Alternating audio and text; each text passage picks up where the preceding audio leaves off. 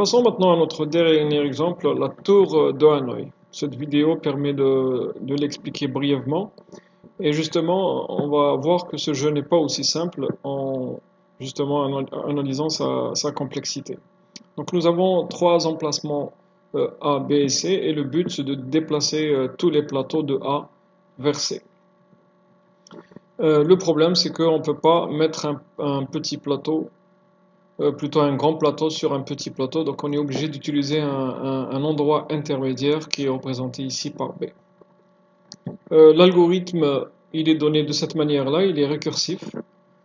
Le nombre de plateaux, ici nous avons je crois 8, et ici donc l'exemple, cette vidéo c'est n égale à 4, donc plus le nombre de plateaux augmente, plus le nombre d'itérations et donc la complexité de l'algorithme augmente. Donc n ici représente la taille du problème. Concernant donc les emplacements A et B, C, ils sont toujours fixes. Donc voici l'algorithme qui permet de résoudre ce problème-là et de passer donc de faire passer les plateaux, tous les plateaux de A vers justement C. Donc pour analyser la complexité de cet algorithme-là, la première étape c'est d'identifier la taille du problème qui est représentée ici uniquement par n. A, B et C ce sont donc les endroits et c'est toujours fixe. Ensuite, on formule la formule de récurrence du moment que notre programme il est écrit de manière récursive. Donc on remplace le nom de la procédure par t, la complexité, et on utilise uniquement le paramètre qui représente la taille du problème, c'est-à-dire n. Donc le temps pour résoudre notre procédure avec une n plateau, donc on va tout simplement dire si n est égal à 0, notre compilateur il va évaluer cette condition-là et il va tout simplement sortir. Donc ça sera égal à ρ de 1 qui veut dire, et je le rappelle une autre fois, nombre d'opérations constant, ça peut être 1, 2 ou 3 ou n'importe quel nombre. Maintenant si n est positif, notre compilateur va rentrer et va exécuter ceci. Donc nous allons avoir ici t de n. Et on va obtenir donc cette formule-là. La comparaison, c'est ρ de 1. Ici, nous avons donc t de n-1. Et ici, nous avons aussi t de n-1. Donc, ceci veut dire que si vous voulez résoudre ce problème-là, le temps d'exécution de cette procédure lorsque vous avez n plateaux, il faut donc résoudre la même procédure avec n-1. Donc, ça sera la complexité n-1, t de n-1. Et il faut aussi encore le faire une deuxième fois. T de n-1, c'est obligé.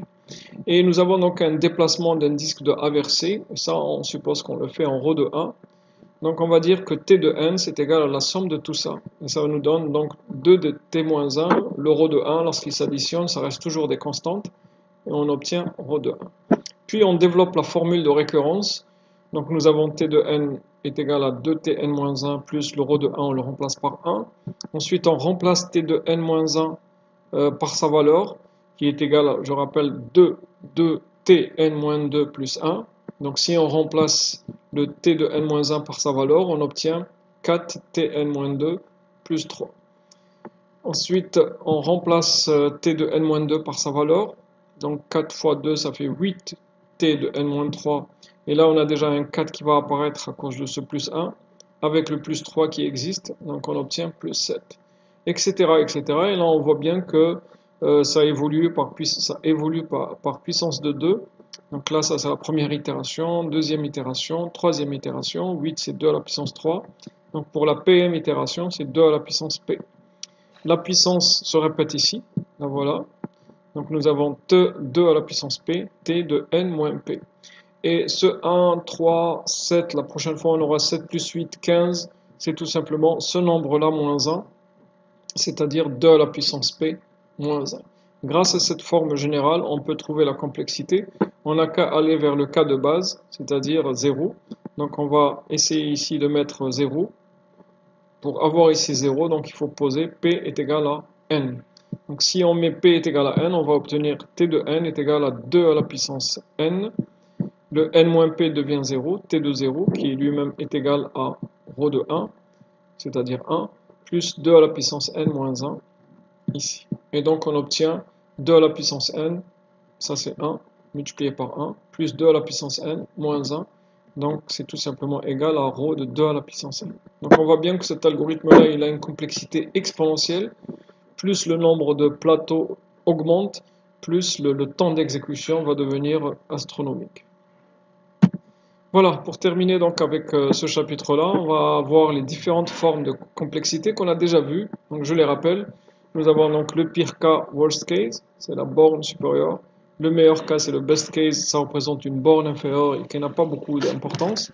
Et enfin, nous avons un troisième type de mesure de complexité, la complexité en moyenne, qui représente la vraie complexité d'un algorithme. Rappelez-vous le tri par insertion, le ρ de n au carré qu'on a obtenu, c'est lorsqu'on a affaire à un tableau qui est trié à l'envers, ce qui est très rare.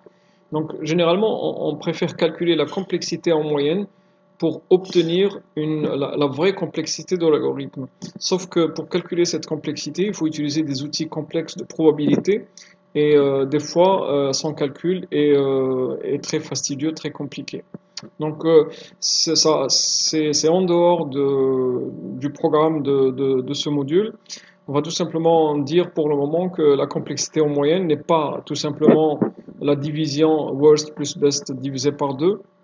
Sinon, on aura le cas en moyen qui sera égal toujours au pire cas, puisqu'on prend toujours la fonction prépondérante due à l'ordre de grandeur. Mais rappelez-vous que cette complexité en moyenne représente la vraie complexité d'un algorithme. Juste à titre indicatif, la complexité en moyenne du tri par insertion, c'est aussi ρ de n au carré. Et enfin, donc, nous allons voir, on va classer les complexités en deux classes, les complexités polynomiales, qui sont donc des complexités raisonnables, qui se terminent en des millisecondes, des nanosecondes, des minutes, voire des heures, mais l'algorithme se termine. Donc ce sont des complexités qui sont bornées par un polynôme. Et les complexités exponentielles, qu'on n'arrivera jamais à les borner par un polynôme. Donc voici quelques exemples. Et ce sont donc ces complexités-là qui durent des fois un temps astronomique, des milliards d'années. Donc vous avez en premier lieu dans les complexités polynomiales la complexité constante. Donc c'est lorsque un algorithme fait un nombre constant d'opérations. Donc par exemple, si je vous donne une boucle allant de 1 jusqu'à 100, donc elle fait toujours 100 tours, c'est constant. On dit que cet algorithme-là, c'est ρ de 1. Vous avez ensuite la complexité logarithmique, l'une des meilleures complexités, très rapide, logarithme de n. Vous avez racine de n, complexité racinaire. Vous avez la complexité linéaire. Vous avez n log n, la complexité quasi linéaire. N au carré, la complexité quadratique. N au cube, complexité cubique. Si on vous donne que ces complexités, on peut imaginer d'autres fonctions. Mais ce sont des complexités d'algorithmes qui existent. ρ de n, c'est la recherche séquentielle, par exemple. Logarithme de n, c'est la recherche dichotomique. Racine de n, c'est pour vérifier si un nombre est premier. N log n, on va voir que c'est des algorithmes de tri qui ont cette complexité. Ça, c'est le tri par insertion. Ça, c'est le produit de matrices. Donc, ce sont des algorithmes qui existent. De l'autre côté, vous avez des complexités exponentielles. La sous-exponentielle, disons la plus petite parmi ces fonctions-là. Ensuite, vous avez 2 à la puissance n, 3 à la puissance n. Qu'on appelle tout simplement complexité exponentielle. Vous avez une autre complexité aussi qui donne un temps astronomique, ρ de n factoriel. Et enfin, vous avez un algorithme qui a une complexité double exponentielle. Juste pour des petites valeurs de n, l'algorithme ne s'arrête pas. Donc ici, toutes ces complexités sont classées par ordre croissant du plus petit, de la plus rapide, vers la moins rapide, notamment cette complexité-là. Voilà, avec ce schéma-là, donc, on peut un petit peu faire une frontière entre ces complexités polynomiales et les complexités exponentielles.